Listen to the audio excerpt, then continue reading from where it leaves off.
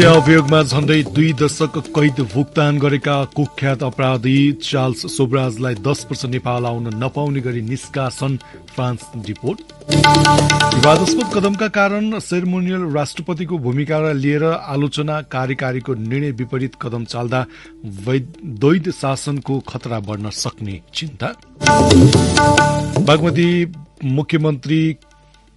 बागमती प्रदेशका मुख्यमन्त्री पाण्डेद्वारा राजीनामा, प्रतिनिधि सभा सदस्य सीके राउतको शपथलाई लिएर मधेसी आयोगद्वारा संसद सचिवालयसँग स्पष्टीकरण माग। चीनमा एक सातादेखि कोभिड-19 को संक्रमण चरम सीमामा पुग्ने विज्ञहरूको प्रक्षेपण, एकै दिन 4,000 जनामा नयाँ लक्षण सहितको संक्रमण पुष्टि।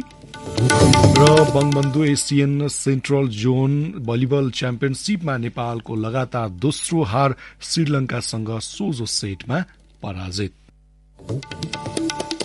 नमस्कार, कान्तिपुर डायरीका साथमा साथी नवीन र म सन्तोष। समाचार अब विस्तारमा। सरकारले हत्या अभियोगमा झण्डै 2 दशक नेपालको कारागारमा कैद भुक्तान गरेका फ्रान्सेली नागरिक चार्ल्स सोब्राजलाई 10 वर्ष नेपाल आउन नपाउने गरी निष्कासन गरेको छ। अध्यागमन विभागको सिफारिशमा गृह मन्त्रालयले सोब्राजलाई 10 वर्ष नेपाल आउन नमिले गरी उनको देश फ्रान्स डिपोर्ट गराइएको हो। नेपाल स्थित फ्रान्सेली दूतावासका अधिकारी र सोब्राजका कानून व्यवसायसँग अध्यागमन विभागका अधिकारीले समन्वय गर्दै उनका ट्राभल डकुमेन्ट तयार पारेका थिए। सोब्राज बेलुका 6:29 कतार एयरवेजको जहाजबाट दोहा हुँदै फ्रान्स डिपोर्ट भएका हुन्। उनले केही दिन नेपालमा बस्न इच्छा गरे पनि सुरक्षाका कारण आज डिपोर्ट गरिएको गृह मन्त्रालयका प्रवक्ता फणीन्द्रमणि पोखरेलले जानकारी दिनुभयो। आज बिहान केन्द्रीय कारागार प्रशासनले 19 वर्षभन्दा बढी सजाय भुक्तान गरेका सोब्राजलाई कैद मुक्त गरी अध्यागमन विभागको जिम्मा लगाएको थियो।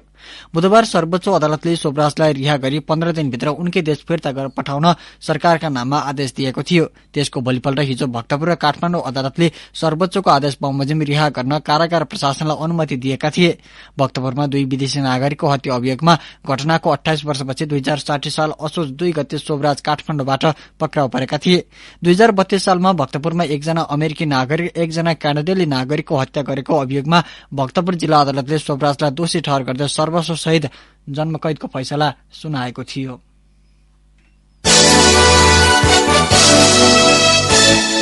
अब कान्तिपुर सविस्तारको पालो। कान्तिपुर सविस्तार। नेपालको संविधानले सेरेमोनियल राष्ट्रपति र कार्यकारी प्रधानमन्त्री रहने शासन प्रणाली अवलम्बन गर्दै आएको छ। तर सेरेमोनियल राष्ट्रपतिका कतिपय कदम संविधान विपरीत भएको भन्दै राजनीतिक वृत्तबाट आलोचना बढ्दै गएका छन्। सँगै संसदको दुवै सदनबाट पारित भएको विधेयकदेखि सरकारले ल्याएको अध्यादेश रोक्ने वर्तमान राष्ट्रपति विद्या भण्डारीको कदम नै विवादमा पर्दै आएको छ।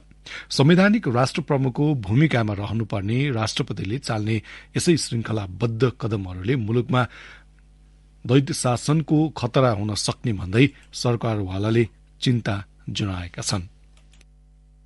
लोकतान्त्रिक गणतन्त्र नेपालको दोस्रो र मुलुकको सर्वोच्च पदमा निर्वाचित हुने पहिलो महिला राष्ट्रपतिका रूपमा विद्यादेवी भण्डारी 2072 कार्तिक 11 गते निर्वाचित हुनुभएको थियो। 2074 को निर्वाचनमा तत्कालीन नेकपाले बहुमत प्राप्त गरेसँगै राष्ट्रपति भण्डारी फागुन 29 गते दोस्रो कार्यकालका लागि शीतल निवास प्रवेश गर्नुभएको थियो। एमालेकी पूर्व नेता समेत रहेकी राष्ट्रपति भण्डारीले करिब 8 वर्षको कार्यकालमा शीतल निवासबाट गरेका कतिपय निर्णयहरू राजनीतिक पूर्वाग्रह र कार्यकारी शक्तिको अभ्यास गर्न खोजेको भन्दै पछिल्लो समय आलोचना भइरहेको छ। प्रतिनिधि सभाका नवनिर्वाचित सांसदले शपथ ग्रहण गर्नु पूर्व नै 7 दिनको समय दिएर सरकार गठन गर्न आह्वान गर्ने राष्ट्रपतिको कदमलाई लिएर फेरि आलोचना भइरहेको छ। संविधानको धारा 76 को 2 बमोजिम 30 दिनभित्र सरकार गठन आह्वान गर्न सक्ने भनिए पनि हतारो गर्नुपछि राजनीतिक अभिष्ट लुकेको हुन सक्ने कतिपयको तर्क छ। राष्ट्रपतिको पछिल्लो कदम गैर संवैधानिक भएको वरिष्ठ संविधानविद डाक्टर चन्द्रकान्त गेवाली बताउँछन्। यो संविधानले परिकल्पना गरेको संसदीय शासन पद्धति हो, गैर संसदीय शासन पद्धति होइन।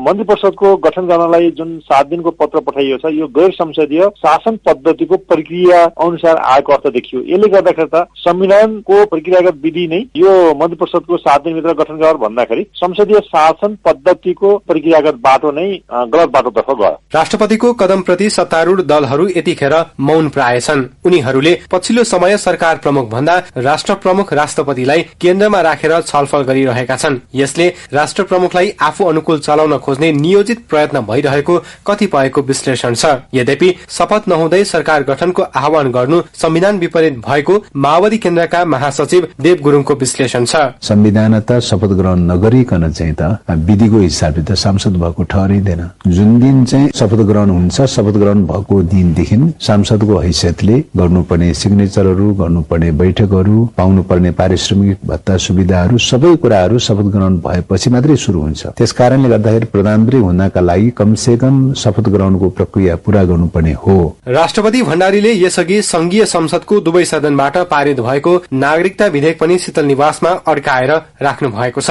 यस्तै सम्पत्ति शुद्धिकरण अध्यादेश र पछिल्लो समय फौजदारी कार्यविधि संहिता संशोधन अध्यादेश समेत रोकिएको छ। तत्कालीन समयमा केपी ओली नेतृत्वको सरकारले संसद विघटन गरेर ल्याएको नागरिकता ऐन संशोधन सम्बन्धी अध्यादेश भने राष्ट्रपतिले क्षणभरमै प्रमाणीकरण गरिदिनु भएको थियो। यस्तै प्रधानमन्त्री केपी ओलीले 2 पटक संसद विघटन गर्दा दोस्रो पटक 2078 जेठ 8 गते मध्यरातमा राष्ट्रपतिबाट सदर भएको थियो। यस्ता घटनाले राष्ट्रपति संस्थाको साखलाई गिराउने काम गरिरहेको टिप्पणी भएका छन्। सरकारले ल्याएका विधेयक होस् या अध्यादेश यसको जस अपजसको भारी कार्यकारी प्रमुख एवं संवैधानिक परीक्षण न्यायालयले गर्ने भनिए पनि राष्ट्रपतिले दोहोरो सत्ता चलाउन खोज्नु लोकतन्त्रका लागि घातक भएको राजनीतिक विश्लेषक डाक्टर खगेन्द्र प्रसाईको तर्क छ। सर्वोच्च अदालतले चाहिँ राष्ट्रपतिको अधिकारलाई क्वेसनेबल हुन्छ, कोर्टमा त्यसलाई सुन्न सकिन्छ भन्ने सम्मको तर्क पनि गर्यो। तर त्यसो हुँदाहुँदै पनि त्यो प्रक्रिया अलिक बदलिएन क्या। होइन भने त भोलि के हुन्छ भने सार्वभौम सत्ताको अभ्यास चाहिँ कार्यकारिणीको अभ्यास चाहिँ राष्ट्रपतिले अनुमोदन गर्नुहुन्छ कि हुन्न भन्ने अन्यलमा रहन सक्छ क्या। त्यस पछाडि यो परम्परा स्थापित हुँदै जाँदा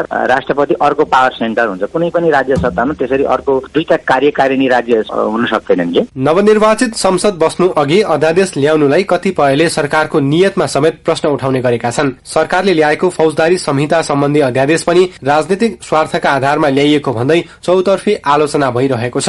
एमाले भने राष्ट्रपतिको कदमको बचाउ गरेको छ। वर्तमान सरकारले बेमौसममा अध्यादेश ल्याएकाले पनि त्यसलाई रोक्नु लोकतन्त्रका लागि उचित भएको एमालेका उपमहासचिव विष्णु रिमालको तर्क छ। अहिलेको सरकारले अध्यादेश जारी गर्न हकै राख्दैन, त्यो भएर रोकेको होला भन्ने अन्दाज छ मेरो। अध्यादेश त अहिले सरकारले दिनै मिल्दैन, त्यसलाई त रोकिहाल्छ नि राष्ट्रपति कार्यालयले। त्यही भएर चाँडोभन्दा चाँडो सरकार बनाउनलाई राष्ट्रपति त मुलुकको अभिभावक हो, राष्ट्र प्रमुख भनेको राष्ट्र प्रमुख नै हो होइन। गलत मनसायको आधारमा चाहिँ केही पनि गर्न पाइँदैन भनी छ नि त। राष्ट्रपति भूमिकालाई लिएर अहिले मात्र नभई पहिलो राष्ट्रपति रामवरण यादवको कार्यकालमा पनि विवाद उत्पन्न भएका थिए। तत्कालीन सेना प्रमुख रुक्माङ्गद कटुवाललाई हटाउने कार्यकारी सरकारको निर्णय रोकेर यादवले पदीय मर्यादा विपरीत कदम चालेको भन्दै आलोचना भएका थिए। संविधानले सेरोमोनियल राष्ट्रपतिको व्यवस्था गरे पनि राष्ट्रपतिका कदम संविधानको मर्म र भावना विपरीत हुँदा कतिपय कोणबाट गणतान्त्रिक व्यवस्थामाथि नै प्रश्न उठाउने गरिएको छ। यही पृष्ठभूमिमा राष्ट्रपति पदलाई आफू अनुकूल चलाउने र दलीय फाइदाका लागि प्रयोग गर्ने प्रवृत्ति हुर्किँदै जाने खतरा देखिएको छ। रेडियो कान्तिपुरका लागि सहकर्मी अनिल परियारको साथमा सूरज राजथला, काठमाडौँ। कान्तिपुर सविस्तार।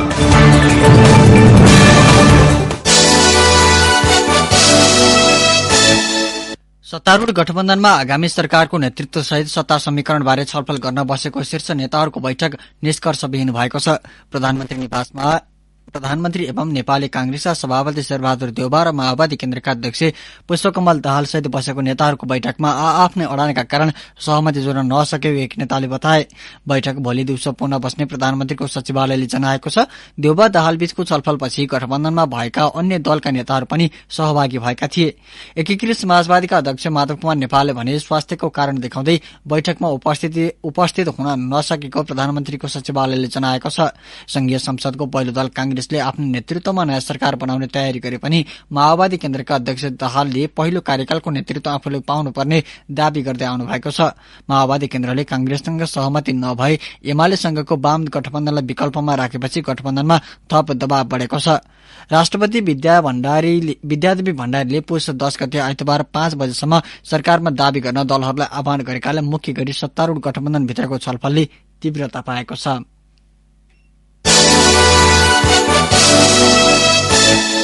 बागमती प्रदेशका मुख्यमन्त्री राजेन्द्र पाण्डेले पदबाट राजीनामा दिनुभएको छ। प्रतिनिधि सभा सदस्यको शपथ लिएको भोलिपल्ट पाण्डेले मुख्यमन्त्रीबाट राजीनामा दिनुभएको हो। कानूनविद र प्रदेश प्रमुख यादव चन्द शर्मासँगको परामर्शपछि उहाँले राजीनामा दिनुभएको हाम्रा सहकर्मीले जनाएका छन्। पाण्डेले भेटौडा 10 स्थित प्रदेश प्रमुखको कार्यालयमा पुगेर राजीनामा बुझाउनु भएको थियो। एकीकृत समाजवादीका उपाध्यक्ष समेत रहनुभएका पाण्डे 2078 कार्तिक 11 गते मुख्यमन्त्री हुनुभएको थियो। संविधान अनुसार आफूले राजीनामा दिनुपर्ने अवस्था नरहे पनि प्रदेश सभा सदस्यको शपथ र सरकार निर्माणका लागि आवश्यक वातावरण बनाउन राजीनामा दिएको पाण्डेको भनाइ छ। यसैबीच बागमती प्रदेशका नवनिर्वाचित सांसदहरूले शपथ पुष 14 गते बिहिबार गर्ने भएका छन्। सर्वदलीय बैठकले पुष 13 गते प्रदेश सभाका ज्येष्ठ सदस्यको शपथ गरी भोलिपल्ट सांसदहरूको शपथ गराउने निर्णय गरेको हो। माओवादी केन्द्रका सांसद रामप्रसाद ढुङ्गानाले ज्येष्ठ सदस्यको हैसियतमा सांसदहरूलाई शपथ ग्रहण गराउनुहुनेछ। कान्तिपुर डायरीमा अब ब्रेकको पालो। ब्रेकपछि अब बाँकी प्रसंग। प्रतिनिधि सभाका सांसद सीके राउतले शपथ ग्रहणमा प्रयोग गरिएको भनिएको मधेसी भाषाका विषयमा मधेसी आयोगले संसद सचिवालयसँग स्पष्टीकरण माग गरेको छ। राउतले हिजो संसदमा शपथ ग्रहणका क्रममा प्रयोग भएको भाषा मधेसी र मधेसी समुदायसँगै कहीँ कतै नमिल्ने भन्दै त्यसबारेको अभिलेख उपलब्ध गराउन माग गरेको आयोगका अध्यक्ष डाक्टर विजय कुमार दत्तले बताउनुभयो। रेडियो कान्तिपुरसँग कुरा गर्दै अध्यक्ष दत्तले सांसद राउतले प्रयोग गरेको भाषा मधेसी आयोग तथा सरकारी सूचीमा समावेश नभएकाले अन्य भाषाहरूमाथि समेत नकारात्मक प्रभाव पार्ने बताउनुभयो।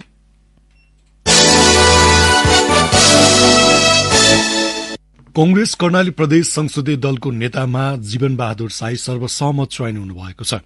प्रदेशसभा सदस्यहरूको आज बसेको बैठकमा साईलाई दलको नेतामा सर्वसम्मत चयन गरिएको हो।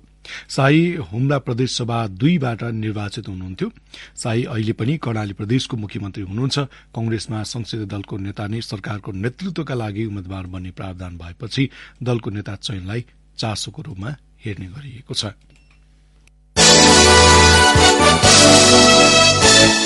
त्रिभुवन अन्तर्राष्ट्रिय विमानस्थलबाट 19 किलो अवैध रूपमा ल्याइएको सुन सहित एक सुडानी नागरिक पक्राउ परेका छन्। विमानस्थल भन्सार कार्यालयले दुबईबाट आएका उनको लगेजबाट सुन बरामद गरेको हो। त्रिभुवन अन्तर्राष्ट्रिय विमानस्थल भन्सार कार्यालयका प्रवक्ता एमराज पाण्डेका अनुसार सुडानी नागरिक मोहम्मद अहमद डफल्ला सारा फिल्डिन सुन सहित पक्राउ परेका हुन्। 27 वर्षीय मोहम्मद दुबईको फ्लाइटबाट नेपाल आएका थिए। उनलाई अहिले भन्सार कार्यालयको नियन्त्रणमा राखिएको प्रहरीले जनाएको छ।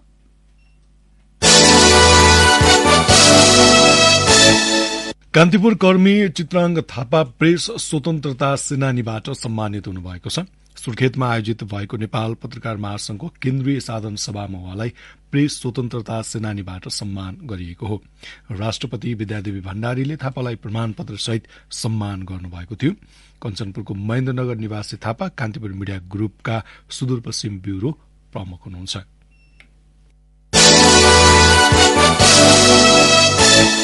बाराको महागढीमाया नगरपालिका 2 भोतही पुल नजिक गोली प्रहारबाट घाइते भएका भारतीय नागरिकको मृत्यु भएको छ। जिल्ला प्रहरी कार्यालयका प्रवक्ता राजेश थापाले छातीमा गोली लागेर घाइते भएका यादवको उपचारका क्रममा वीरगंज स्थित न्यूरो अस्पतालमा मृत्यु भएको जानकारी दिनुभएको हो। थापाका अनुसार मृतक यादव भारतमा हत्या, डकैती लगायत विभिन्न 7वटा मुद्दामा फरार भएर नेपालमा सेल्टर लिएर बस्दै आएका थिए। उनीमाथि भारत छौडा दानो गाउँ पञ्चायतका उपाध्यक्ष रमेश यादवको हत्या गरेको आरोप छ। मोटरसाइकलमा आएका 2 जनाले यादवलाई गोली प्रहार गरेर फरार भएका थिए। कान्तिपुर डायरीमा अब सुनसरी डायरीको पालो। सुनसरी डायरीबाट अर्जुन सुवेदीको नमस्कार। कोशी टप्पु वन्यजन्तु आरक्षमा जंगली हात्ती जोगाउन सकस भएको छ। आरक्ष आसपासका क्षेत्रमा स्थानीयले पटक पटक हात्तीलाई निशानामा पार्दा समेत हात्ती मर्ने क्रम नरोकिएपछि आरक्षको भूमिकामाथि नै प्रश्न उठेको छ। आरक्षबाट बस्तीमा प्रवेश गरी मानवीय र भौतिक क्षति गरेको भन्दै स्थानीयले हात्तीलाई निशानामा पार्ने गरेका छन्। सोही क्रममा आज पनि सुनसरीको बडा क्षेत्र स्थित सामुदायिक वनमा एउटा हात्ती मृत फेला परेको छ। वन्यजन्तुको संरक्षणका लागि भन्दै स्थापना गरिएको आरक्ष आसपासका क्षेत्रमा मृत फेला परेका हात्तीको विषयमा न त प्रभावकारी अनुसन्धान नै हुने गरेको छ, न त कसैलाई कारबाही नै गरिएको छ। साबुन फ्याक्ट्री निर्माणको काम तत्कालका लागि रोक्न अदालतले आदेश दिएपछि डिभिजन वन कार्यालय धरानमा नगर प्रमुख हर्क साङपाङ राईका समर्थकले ज्ञापन पत्र बुझाएका छन्। ज्ञापन पत्रमा धरानमा बन्न लागेको साबुन फ्याक्ट्री निर्माणको काम रोक्न डिभिजन वन कार्यालयले हालेको रिट विकास विरोधी भएको उल्लेख छ। धरानमा रोजगारी र उत्पादन उपलब्ध गराइपाउँ भन्दै धराने जनता र श्रमदाताको तर्फबाट ज्ञापन पत्र बुझाइएको हो। वन क्षेत्रभित्र साबुन फ्याक्ट्री निर्माण गरेको भन्दै वन कार्यालय सुनसरीले उच्च अदालत विराटनगरमा रिट दायर गरेको थियो। रिट उप सुनवाई गर्दै उच्च अदालत विराटनगरले अन्तरिम आदेश जारी गर्दै धरान उपमहानगरका नगर प्रमुख हर्क साङपाङ राईलाई साबुन फ्याक्ट्रीको काम रोक्न आदेश दिएको थियो।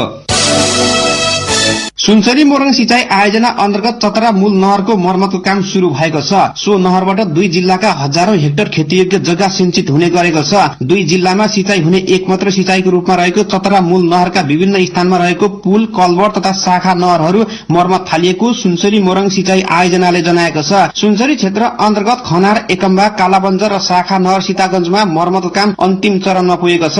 यस्तै मोरङ अन्तर्गत बुढी खोला, बाहुनी, कसनी लगायतका स्थानमा समेत मर्मतको काम भइरहेको छ। सप्तकोशी नदीको कोशी ब्यारेजबाट आत्महत्या गर्ने क्रम बढेपछि सुनसरी प्रहरीले सो क्षेत्रमा विशेष निगरानी बढाएको छ। सुनसरीको भण्टाबारी स्थित कोशी ब्यारेज क्षेत्रबाट आत्महत्या गर्ने क्रम नरोकिएपछि प्रहरीले विशेष निगरानी बढाएको जिल्ला प्रहरी कार्यालय सुनसरीका प्रहरी उपरीक्षक प्रभु प्रसाद ढकालले जानकारी दिनुभयो। पछिल्लो 6 महिनाको अवधिमा कोशी ब्यारेज क्षेत्रबाट 3 जनाले आत्महत्या गरेका छन् भने सुनसरी प्रहरीले सो अवधिमा आत्महत्या गर्न लागेका 12 जनाको उद्धार गरेको छ। हवस् त सुनसरी डायरी आजलाई यति नै। अर्जुन सुवेदी बिदा हुन्छु, नमस्कार। कान्तिपुर डायरीमा पुनः ब्रेकको पालो। ब्रेकपछि कान्तिपुर डायरीमा अब आर्थिक प्रसंग। सरकारले पर्यटन प्रवर्धनका लागि सन् 2023 देखि सन् 2032 सम्म नेपाल पर्यटन दशकको नीति अघि सार्दै रणनीतिक कार्ययोजना तयार पारेको छ। कोविड महामारी पश्चात थलिएको पर्यटन व्यवसायलाई फेरि लयमा ल्याउन र पर्यटन क्षेत्रबाट देशको अर्थतन्त्रमा योगदान पुर्याउन सरकारले पर्यटन दशकको अवधारणा अघि ल्याएको हो। एक रिपोर्ट। सन् 2019 को अन्त्यबाट देखा परेको कोरोनाको विश्वव्यापी महामारीले नेपालमा पनि अन्य क्षेत्र जस्तै पर्यटन क्षेत्र सबैभन्दा बढी प्रभावित बन्यो। नेपालमा कोरोना संक्रमण मत्थर बन्दै जाँदा पर्यटक व्यवसाय तंग्रिँदो अवस्थामा छ। पर्यटन व्यवसायमा पछिल्लो समय बाह्य र आन्तरिक पर्यटकको वृद्धिले केही उत्साह जगाएको छ। संस्कृति, पर्यटन तथा नागरिक उड्डयन मन्त्रालयले पर्यटक क्षेत्रलाई पुनः लयमा फर्काउन पर्यटन पुनरुत्थान कार्य योजना सार्वजनिक गर्दै 10 वर्षीय अवधारणा अघि सारेको छ। कार्य योजनामा नेपालमा सबै मौसम र वर्षैभरि पर्यटन प्रबन्धन गर्ने लक्ष्यका साथ सन् 2023 देखि 2032 सम्म हरेक वर्ष सम्पन्न गरिने कार्यक्रम बारे उल्लेख गरिएको छ। त्यस्तै आगामी 10 वर्षभित्र सो कार्ययोजना मार्फत पर्यटन क्षेत्रमा थप 10 लाख नयाँ रोजगारी सिर्जना गर्ने मन्त्री जीवनराम श्रेष्ठले बताउनुभयो। अब त्यसको लागि पनि वार्म अप नगरिकन तपाईको चाहिँ तयारी त हुँदैन। अब हामीलाई त अहिले तुरुन्तै एकै वर्षमा चाहिँ हामी 10 लाख रोजगारी सिर्जना गर्न चाहन्छौँ। आज हाम्रा युवाहरू त्यहाँ लाइन लाएर चाहिँ पासपोर्टको लाइन लाएर रातारात बसेर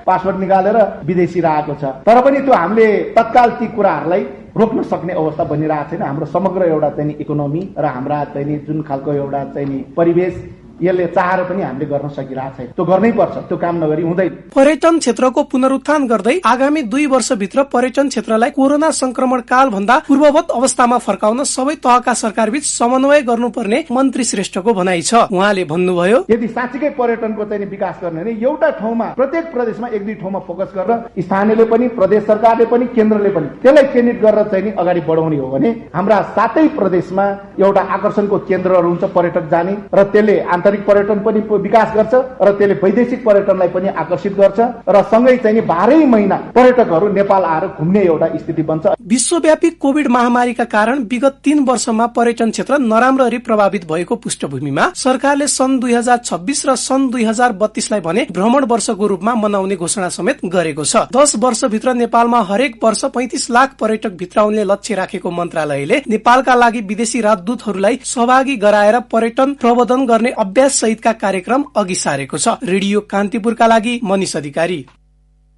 नेपाल दूरसञ्चार प्राधिकरणले विद्युत प्राधिकरणलाई कारवाहीको चेतावनी दिएको छ। दूरसञ्चार प्राधिकरणले आज एक सूचना जारी गर्दै विद्युत लाइनको आपूर्ति काटेर इन्टरनेट सेवा अवरुद्ध पारेको भन्दै विद्युत प्राधिकरणलाई कारवाहीको चेतावनी दिएको हो। विद्युत प्राधिकरणले केही इन्टरनेट सेवा प्राधिकरणको विद्युत काटिदिँदा राज्यका धेरै स्थानमा इन्टरनेट सेवा अवरुद्ध हुन गई बैंकिङ सेवा, हवाई सेवा लगायत अत्यावश्यक सेवा अवरुद्ध हुन पुगेको दूरसञ्चार प्राधिकरणले जनाएको छ। दूरसञ्चार प्राधिकरणले राज्यको अति आवश्यक दूरसञ्चार सेवा अवरुद्ध गर्ने जो कोहीलाई कानूनी कारबाही गर्न र त्यस्ता पूर्वाधारको सुरक्षा गर्न सम्बन्धित सबैलाई अनुरोध पनि गरेको छ। हरेक समस्याको समाधान वार्ताबाट मात्र हुन सक्ने भएकाले आपसी छलफलबाट समाधान गर्न पनि उसले विद्युत प्राधिकरण र इन्टरनेट सेवा प्रदायक कम्पनीहरूलाई आग्रह गरेको छ। अब अन्तर्राष्ट्रिय समाचार। चीनमा एक साताभित्र कोभिड-19 संक्रमण चरम सीमामा पुग्ने विज्ञहरूले प्रक्षेपण गरेका छन्। चीनको संक्रामक रोग राष्ट्रिय केन्द्रका निर्देशक झाङ बेनहोङले एक साताभित्र संक्रमण चरम सीमामा पुग्ने बताउनु भएको बीबीसीले उल्लेख गरेको छ। संक्रमणले गम्भीर रोगको दर पनि बढाउने र सम्पूर्ण चिकित्सा स्रोतहरूमा प्रभाव पार्ने उहाँले उल्लेख गर्नुभएको छ। चीनमा कोभिड-19 को अहिलेको अवस्था 2 महिनासम्म रहने पनि उहाँले बताउनुभयो। चीनका केही शहरमा बढ्दो संक्रमणलाई लिएर अपनाइएको शून्य कोभिड नीतिको चौतर्फी विरोध भएपछि सरकारले खोकुलो बनाएसँगै कोभिड-19 संक्रमण तीव्र बनेको हो। चीनमा कोरोना संक्रमण तीव्र बनेसँगै अर्थतन्त्रमा पनि गिरावट आउने भन्दै चिन्ता व्यक्त हुन थालेका छन्। हिजो मात्र चीनमा 4000 जनामा नयाँ लक्षण सहितको कोभिड-19 संक्रमण पुष्टि भएको छ। अमेरिका र क्यानाडामा आर्कटिक नामक शक्तिशाली आँधीका कारण जनजीवन प्रभावित बनेको छ। समुद्री क्षेत्रमा बसोबास गर्ने मानिसलाई सतर्कता अपनाउन आग्रह गरेको बीबीसीले जनाएको छ।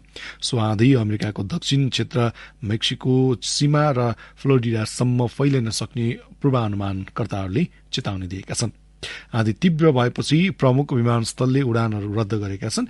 केही भागहरूमा तापक्रम -45 डिग्री सेन्टिग्रेडसम्म पुग्ने भन्दै सतर्कता अपनाउन आग्रह गरिएको छ।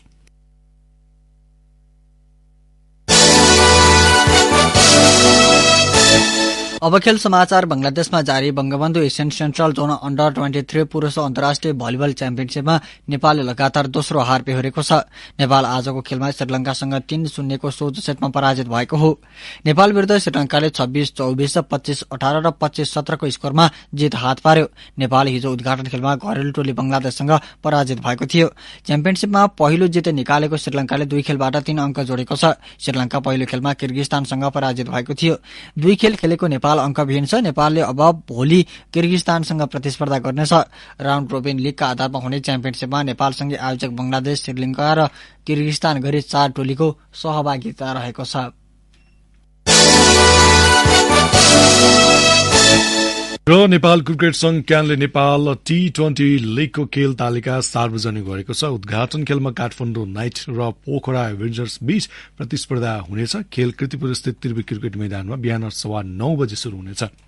त्यस्तै भोलि दिउँसो 1:15 बजे हुने अर्को खेलमा लुम्बिनी अल स्टार र फार वेस्ट युनाइटेड बीच प्रतिस्पर्धा हुनेछ। विदेशी खेलाड़ीहरूको श्रम स्वीकृति प्रक्रिया लगायतका कारण देखाउँदै पूर्व निर्धारित मितिभन्दा 1 दिन ढिलो गरी शुरू हुन लागेको लीग पुस 27 गतेसम्म सञ्चालन हुनेछ।